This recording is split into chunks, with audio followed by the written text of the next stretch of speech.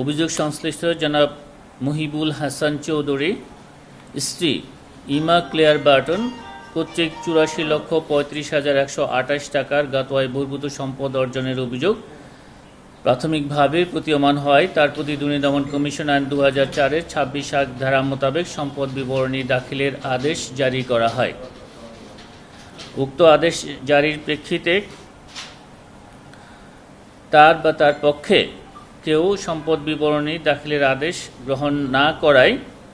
গত ২৩/৩/২০২৫ তারিখে লটকিয়ে উক্ত সম্পদ বিবরণীর মূল আদেশ জারি করা হয়।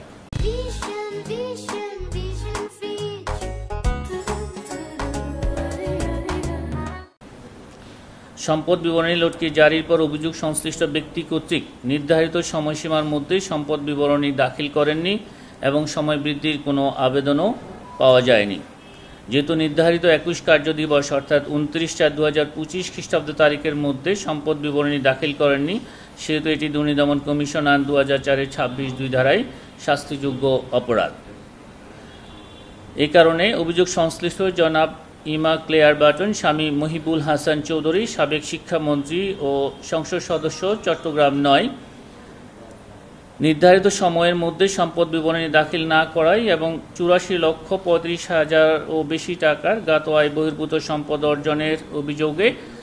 অনুসন্ধানকালে প্রমাণিত হয় তার বিরুদ্ধে দুর্নীতি দমন কমিশন আইন ২০০৪-এর ২৬(২) ও ২৭(১) ধারায় মামলা রুজুর সিদ্ধান্ত গৃহীত হয়েছে।